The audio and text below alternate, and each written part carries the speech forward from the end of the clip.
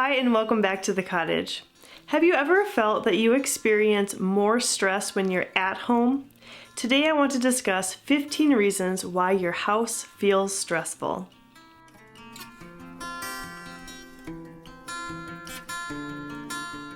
There's a lot of really great research out there that confirms excess clutter can cause anxiety and stress in our lives. And where do we tend to keep clutter? We keep it in our homes. So we may be tempted into thinking that if we just eliminate all of the clutter, our homes and our lives will be completely stress-free. Sadly, that is just not the case, and today I want to prove that to you by sharing 15 reasons other than clutter that your house may be causing you stress, and also give some tips and ideas of ways that you can turn them around to make your home that relaxing, peaceful sanctuary that you desire. Number 1, thinking that we need all of the things that we have. In other words, not realizing that much of what we're holding onto may actually be weighing us down. This thought process can cause us to not even recognize our items as clutter in the first place because it's just something that I have here, it's something that I need to have. Now, hear me out on this one. There are definitely things that we keep in our homes, in our lives, that do cause less stress. Ultimately, they make our lives easier and more productive. But the great majority of the things that we keep, the things that we hold on to, especially in a Western culture, really are not necessities at all. I recently saw a slideshow of photos that depicted families from around the world standing in front of their homes, these humble dwellings, with all of their earthly possessions right next to them. Now, can you imagine what that scene would look like for an American family? And so the first point that I want to make is that having a mindset shift toward your things themselves can really help to alleviate stress, and recognizing that these things, they're just things. You don't need to be burdened down by them. You don't need to keep them around. And whether you do a decluttering or not, having that realization can really help to set you free. Number 2, your house isn't the right size. Living in a home that's either too small or too large can cause stress. We understand how a small home can cause stress because we're going to be in each other's spaces all the time and there's not enough space to move around and do the things that we need to do or even keep the things that we use on a regular basis. However, there are also challenges that come along with living in a house that is too large. A bigger house means that there's going to be more to clean. It also means that there may be a loss of connection with family members because we've got kids going to their own separate rooms. We have our different spaces in the evening hours that we spend our time, and there is that loss of connection.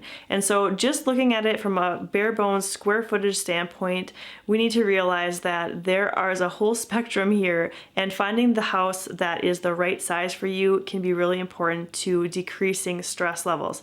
Now, I understand this one is not one that would be easy to change out. It would mean to buy a different house or rent a different house.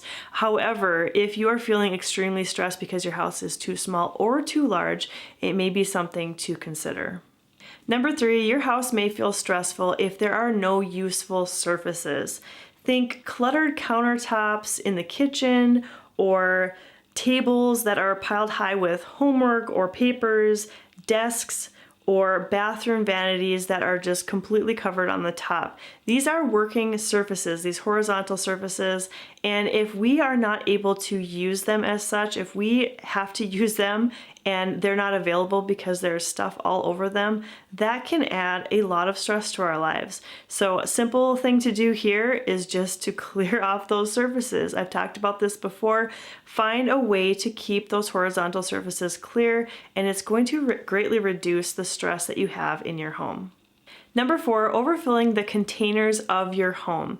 I did an entire dedicated video to containers and how we need to respect their boundaries.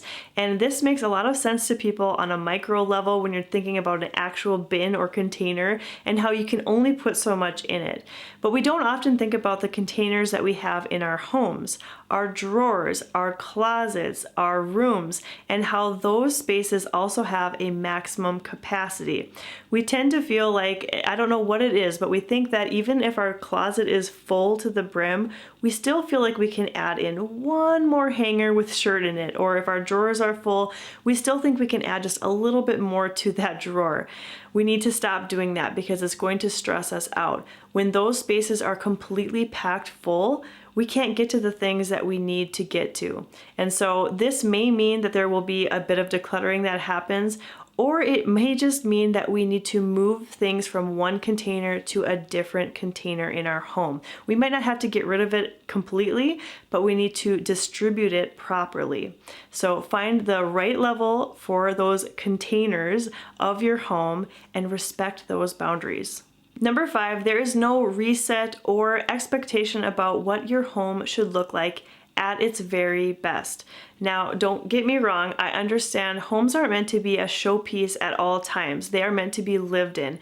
That means there will be messes that will be made. There will be clutter that accumulates on occasion that we need to deal with. However, if we don't have an expectation that it can get back to a certain level of tidiness, it's a slippery slope. We can just let it go a little bit more and then a little bit more, and pretty soon it's at the level where it seems like a complete nightmare and overwhelming situation to even think about tidying it up and getting it clean. And that can really stress us out, feeling that there's no hope and there's no ability to ever get this house back to a tidy level. So set that expectation for yourself. Find a degree of tidiness, again, not perfection, that you know you can reset your home back to, and that's really going to alleviate a lot of stress knowing that you can get there. Number 6, it can be really stressful in a home when items don't have a place to belong. How annoying is it when you see a random item laying around, left somewhere, and you want to put it away and then realize it doesn't have a place to go? So where does it go? It goes into a basket, it goes into a closet, a storage area somewhere, and ultimately what ends up happening is we forget where we put it. We can't find it when we need it, and this is going to add stress. And so being able to allocate a specific area for every item that you have in your home that you use on a regular basis, you know where to put it when you're done using it, you know where to get it when you need it. This is really going to help eliminate stress.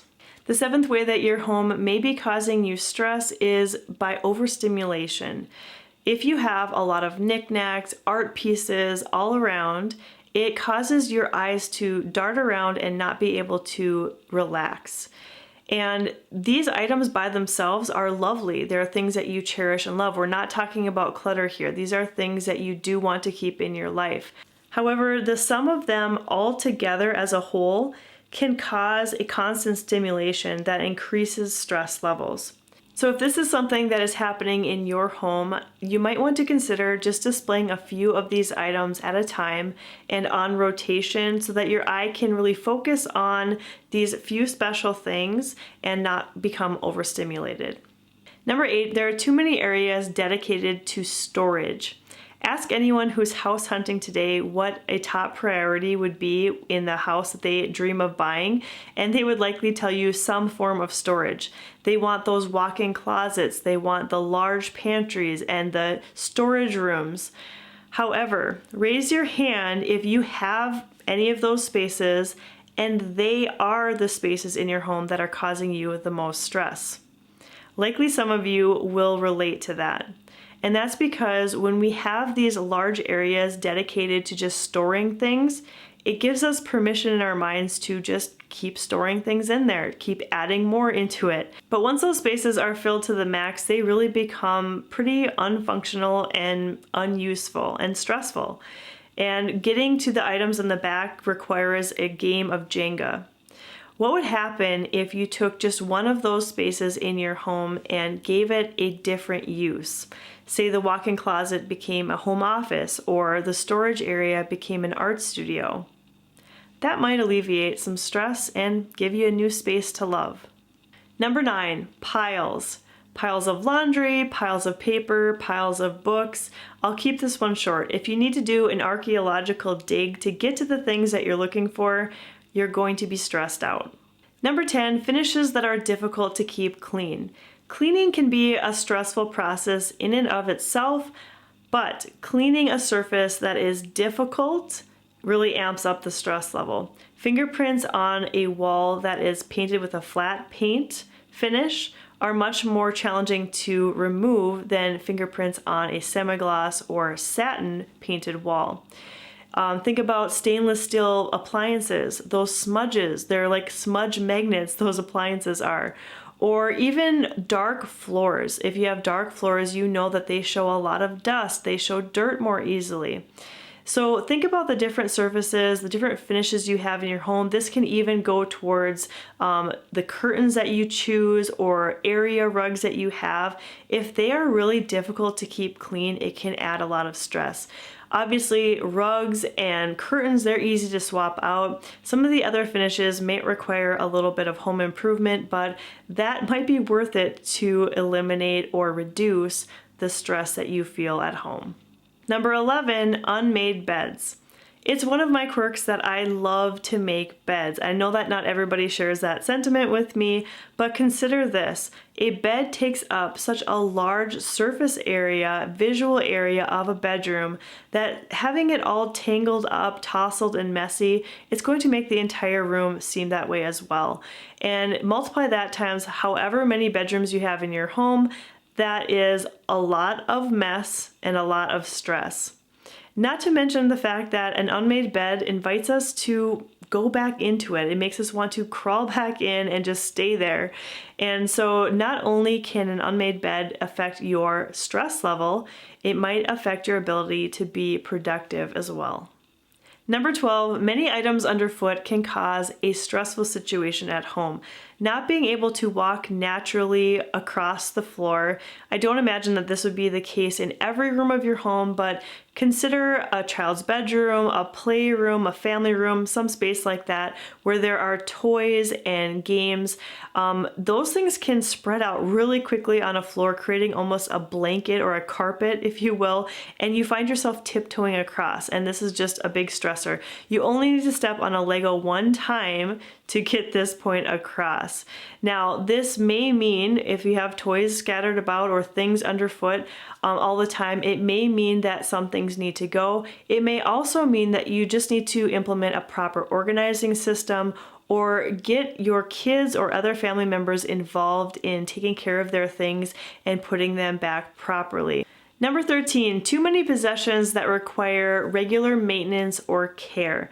Houseplants come to mind here because we need to do a lot of effort with them, making sure they're watered, making sure they have enough sunlight, that they're not getting dusty, and they are lovely additions to any home, don't get me wrong. But if you have too many, it can become burdensome and even stressful to keep up with the maintenance and care of them. This can also happen with a static possession, not even something that's living, like a chair or any other item that you have, an electronic, for example, that is constantly breaking, constantly needs maintenance and repair. That can be stressful. So to solve this one, maybe consider replacing those items or finding more low maintenance versions of them. Number 14, things not being located in an efficient spot. This makes me think about the kitchen, where we need efficiency to be at its very finest. We need those tools readily available when we need them, and we need those food items available when we need them. If we are digging in the backs of cabinets to find appliances or looking at little labels to try to find the right spices, it's going to be stressful. It's going to take us a lot more time. The good news with this one is that it can be a simple fix, as easy as organizing things the way that you use them most efficiently. And that's going to vary from person to person. I might have my kitchen arranged in a certain way that works most efficiently for me. That same layout might not be the most efficient for you. So really think about how you use your space, what items that you're using, when you need them, where do they need to be in that space, and you can solve this one and eliminate or lessen your stress in this regard pretty quickly. And finally, number 15, it can be very stressful to focus on the burdens of home rather than the delights. The home is the largest and most expensive purchase and undertaking that most people will have in their entire lifetime. there's a lot of financial commitment, there's maintenance, there's cleaning, and it can sometimes cloud out all of the positive aspects that a home has to offer. A home is meant to be a place to relax, to reconnect, to really just be yourself and have that haven, that little sanctuary from the outside world. So many times as homeowners, we don't take the time to actually enjoy what we work so hard for. You might need a reminder every now and then to slow down and think about what a blessing that your home is. It might even be helpful to write out some notes on your calendar to remember just to think about it for a minute. I know that might seem a little silly at first, but after a while, it might form a new habit of gratefulness. And being appreciative and grateful for your home is definitely going to lessen the stress that you feel there. Thank you so much for watching today's video, and I hope that you'll stop by the cottage again really soon.